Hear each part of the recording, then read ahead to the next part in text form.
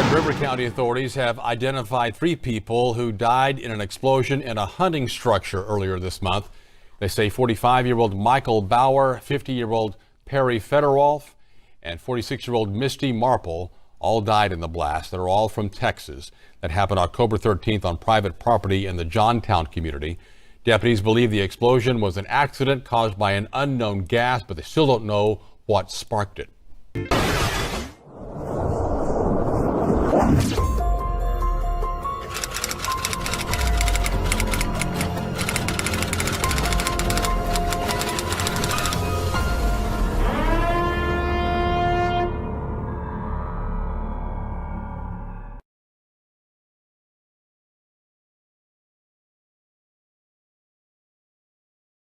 Guys, welcome back to another episode of Atlas Survival Shelters. I hope you're all having a fantastic day.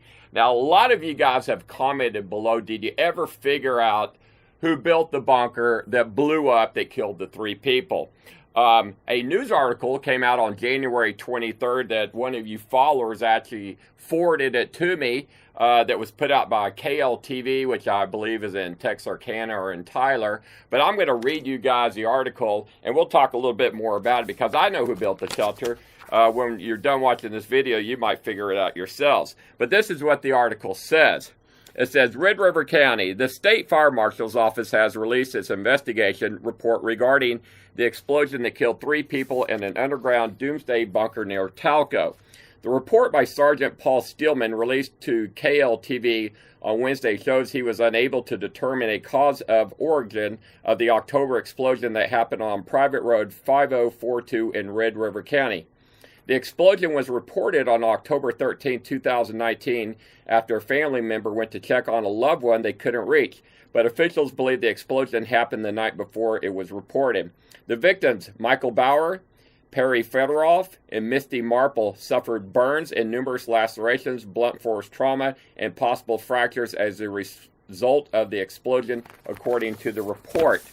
Bauer's wife told Stillman the purpose of the shelter was to be prepared for doomsday and that the property was going to be a place to live off-grid, according to the report. In the report, Stillman described the bunker as being 40 feet by 8 feet, single entrance steel structure buried 10 to 12 feet below the surface. Investigators were able to identify a bathroom, kitchen area, and bunk beds. A notebook found inside contained writing indicating some kind of problem with the government, the report shows. It sounds like they're just trying to slander him there. An air quality test showed the presence of propane gas inside the bunker, according to the report. The propane was being fed into the bunker from an above-ground propane tank. A representative from Cooper Propane and an investigator from the Texas Railroad Commission examined the propane tank and line and found evidence of a substantial leak. But the report shows they were unable to determine that if that leak was the cause of the explosion or caused the explosion. The report shows a solar panel provided electricity to the bunker. No formal air conditioning or heating unit was found.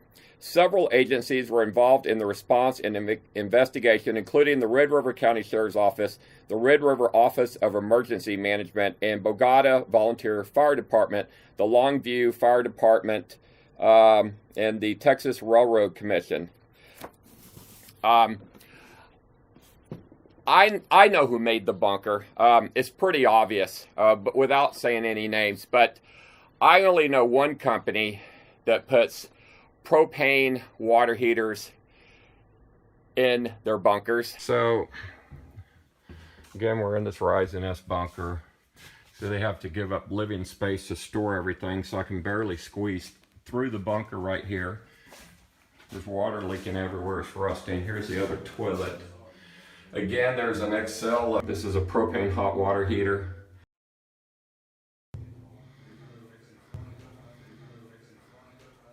Which is, I will not put propane in a shelter.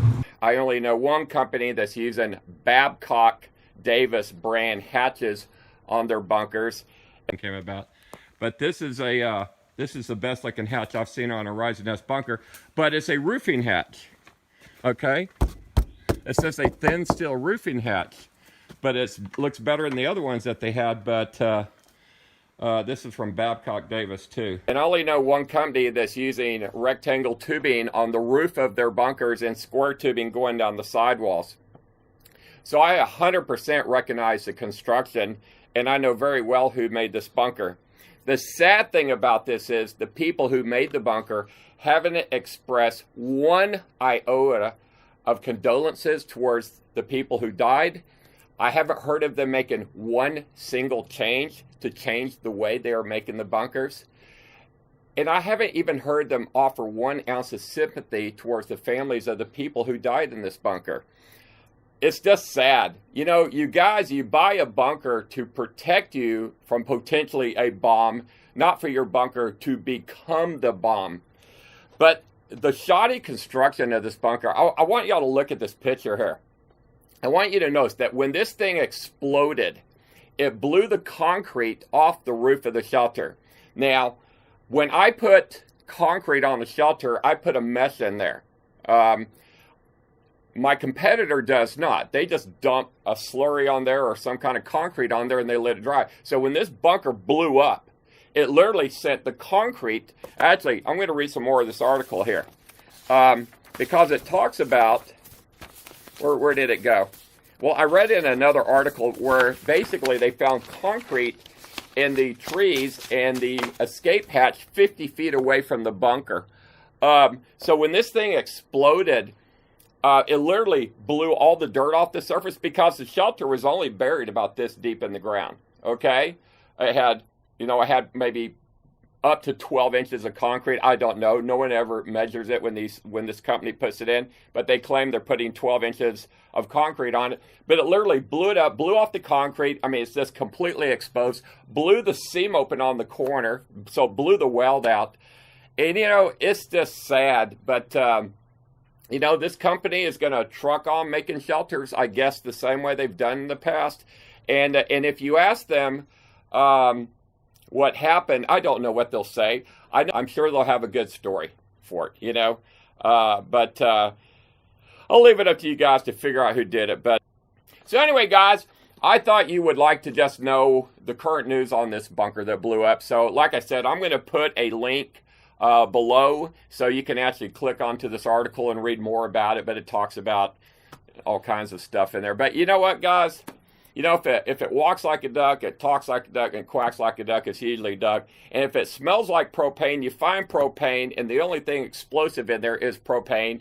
I don't understand how these detectives, and they call themselves detectives, can call this undetermined when the only thing that's explosive in there and it smells like a propane tank in there is propane. So I find it ridiculous. I don't know who these officials are trying to protect, but there are some family members that are going to want some justice about this. But guys, a word of caution: if you have a bunker and it has a propane water heater in it, please do me a favor, do everybody a favor, and do yourself a favor. Get it pulled out. Put in electric water heater, a tankless water heater, or just go without hot water at all, okay? Surviving in a shelter for 2 to 3 days is not going to really need everybody to take a shower. During peacetime, if you're using your shelter during peacetime and you like to use your bunker for recreation, it is nice to have a hot shower in there. But during wartime, I don't remember too many movies about Vietnam and World War II where they were so worried about hot water showers. So several of my bunkers don't even have showers, much less hot water showers. My bigger bunkers do, okay, because people are paying a couple $100,000 to have a bunker that feels like a house, and they want a hot water shower, so we do it. But on these smaller bunkers, guys, you're just going to probably wear your clothes for a few days. But realistically, when a nuclear bomb goes off and the fallout lands on the ground, that radiation decays within 24 to 48 hours. You see, Hollywood has done a great job of scaring the crap out of all you people that makes it sound like that's the end of the world. When the fact is that the radiation, the fallout decays so fast that basically it's almost harmless within 7 days or as long as 28 to 30 days. But realistically, it depends on how far downwind and the amount of fallout that falls on you. But a lot of these bombs blow up and the fallout goes so high in the stratosphere, but it drifts for days up there. So by the time that it falls to the ground, it's already decayed and it's basically harmless. It just looks like white snow all over your car. So I have a series of videos that are going to come out this week, okay, talking about nuclear bombs and the after effects. I hope you enjoy it. There's going to be a part 1, a part 2, and a part 3 about nuclear bombs, the size of the bombs, the largest bombs in history. And this is some old film, some old footage, and I think you guys are going to enjoy it. So guys, if you're not a subscriber in my channel, and I always hope that you are, make sure you like and subscribe to my channel.